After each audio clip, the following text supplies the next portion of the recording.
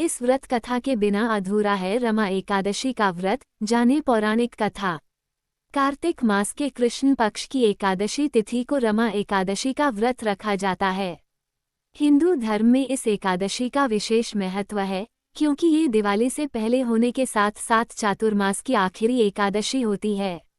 रमा एकादशी पर भगवान विष्णु के साथ मां लक्ष्मी की विधिवत पूजा करने के साथ साथ व्रत रखने का विधान है।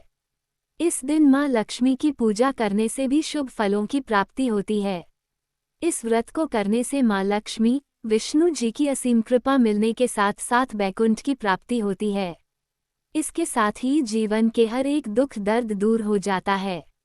रमा एकादशी के दिन विधिवत पूजा करने के साथ साथ इस व्रत कथा का पाठ अवश्य करना चाहिए। इससे शुभ फलों की प्राप्ति होती है। आइए जानते हैं रमा एकादशी की संपूर्ण व्रत कथा। रमा एकादशी की कथा। धर्मराज युधिष्ठिर कहने लगे कि हे भगवान, कार्तिक कृष्ण एकादशी का क्या नाम है? इसकी विधि क्या है? इसके करने से क्या फल मिलता है? सो आप विस्तारपूर्वक बताइए। भगवान श्री कृष्ण बोले कि कार्तिक कृष्ण पक्ष की एकादशी का नाम रमा है।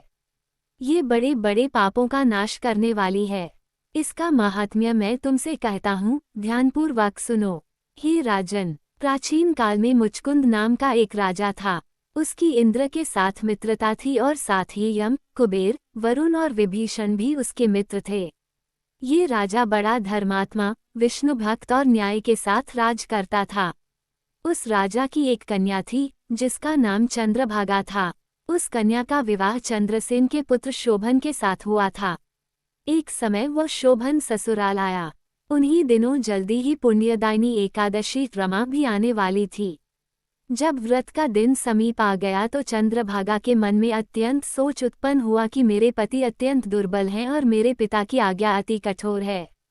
दशमी को राजा ने ढोल बजवाकर सारे राज्य में ये घोषणा करवा दी कि एकादशी को भोजन नहीं करना चाहिए।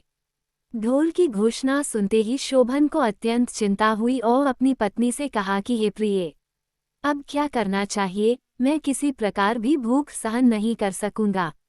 ऐसा उपाय बतलाओ कि जिससे मेरे प्राण बच सके, अन्यथा मेरे प्राण अवश्य चले जाएंगे। चंद्रभागा कहने लगी कि हे स्वामी, मेरे पिता के राज में एकादशी के दिन कोई भी भोजन नहीं करता। हाथी, घोड़ा, ऊंट, बिल्ली, गौ आदि भी तृण, अन्न, जल आदि ग्रहण नहीं कर सकते, फिर मनुष्य का तो कहना ही क्या है। यदि आप भोजन करना चाहते हैं तो किसी दूसरे स्थान पर चले जाए, क्योंकि यदि आप यहीं रहना चाहते हैं तो आपको अवश्य व्रत करना पड़ेगा। ऐसा सुनकर शोभन कहने लगा कि हे प्रिये, मैं अवश्य व्रत करूंगा, जो भाग्य में होगा वह देखा जाएगा। धर्मराज युधिष्ठिर द्वारा कार्तिक कृष्ण एकादशी का नाम, इसकी विधि, उसका फल कैसे मिलता है यह विस्तारपूर्वक बताइए। ऐसा पूछने पर भगवान श्री कृष्ण बोले कि कार्तिक कृष्ण पक्ष की एकादशी का नाम रमा है। ये बड़े बड़े पापों का नाश करने वाली है। इस प्रकार से विचार कर शोभन ने व्रत रख लिया और वह भूख व प्यास से अत्यंत पीड़ित होने लगा। जब सूर्य नारायण अस्त हो गए और रात्रि को जागरण का समय आया, जो वैष्णवों को अत्यंत हर्ष देने वाला था, परंतु शोभन के लिए अत्यंत दुखदायी हुआ। प्रातः काल होते शोभन के प्राण निकल गए। तब राजा ने सुगंधित काष्ठ से उसका दाह संस्कार करवाया, परंतु चंद्रभागा ने अपने पिता की आज्ञा से अपने शरीर को दग्ध नहीं किया और शोभन की अंत्येष्टि क्रिया के बाद अपने पिता के घर में ही रहने लगी। रमा एकादशी के प्रभाव से शोभन को मंद्राचल पर्वत पर धन धान्य से युक्त तथा शत्रुओं से रहित एक सुंदर देवपुर प्राप्त हुआ। वह अत्यंत सुंदर रत्न और वैदूर्यमणि जटित स्वर्ण के खंभों पर निर्मित अनेक प्रकार की स्फटिक मणियों से सुशोभित भवन में बहुमूल्य वस्त्राभूषणों तथा छत्र व चंवर से विभूषित, गंधर्व और अप्सराओं से युक्त सिंहासन पर आरूढ़ ऐसा शोभायमान होता था मानो दूसरा इंद्र विराजमान हो। एक समय मुचुकुंद नगर में रहने वाले एक सोम शर्मा नामक ब्राह्मण तीर्थयात्रा करता हुआ घूमता घूमता उधर जा निकला और उसने शोभन को पहचान कर कि यह तो राजा का जमाई शोभन है, उसके निकट गया।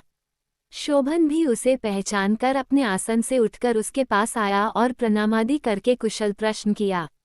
ब्राह्मण ने कहा कि राजा मुचुकुंद और आपकी पत्नी कुशल से हैं। नगर में भी सब प्रकार से कुशल हैं, परंतु हे राजन, हमें आश्चर्य हो रहा है। आप अपना वृतांत कहिए कि ऐसा सुंदर नगर जो न कभी देखा न सुना, आपको कैसे प्राप्त हुआ। तब शोभन बोला कि कार्तिक कृष्ण की रमा एकादशी का व्रत करने से मुझे यह नगर प्राप्त हुआ, परंतु यह अस्थिर है। ये स्थिर हो जाए ऐसा उपाय कीजिए। ब्राह्मण कहने लगा कि हे राजन, ये स्थिर क्यों नहीं है और कैसे स्थिर हो सकता है, आप बताइए, फिर मैं अवश्य में वह उपाय करूंगा। मेरी इस बात को आप मिथ्या न समझिए। शोभन ने कहा कि मैंने इस व्रत को श्रद्धा रहित होकर किया है, अतः ये सब कुछ अस्थिर है। यदि आप मुचुकुंद की कन्या चंद्रभागा को ये सब वृतांत कहें तो ये स्थिर हो सकता है। ऐसा सुनकर उस श्रेष्ठ ब्राह्मण ने अपने नगर लौटकर चंद्रभागा से सब वृतांत कह सुनाया। ब्राह्मण के वचन सुनकर चंद्रभागा बड़ी प्रसन्नता से ब्राह्मण से कहने लगी कि हे ब्राह्मण, ये सब बातें आपने प्रत्यक्ष देखी हैं या स्वप्न की बातें कर रहे हैं।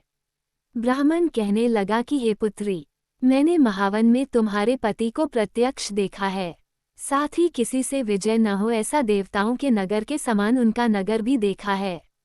उन्होंने ये भी कहा कि यह स्थिर नहीं है, जिस प्रकार वह स्थिर रह सके सो उपाय करना चाहिए।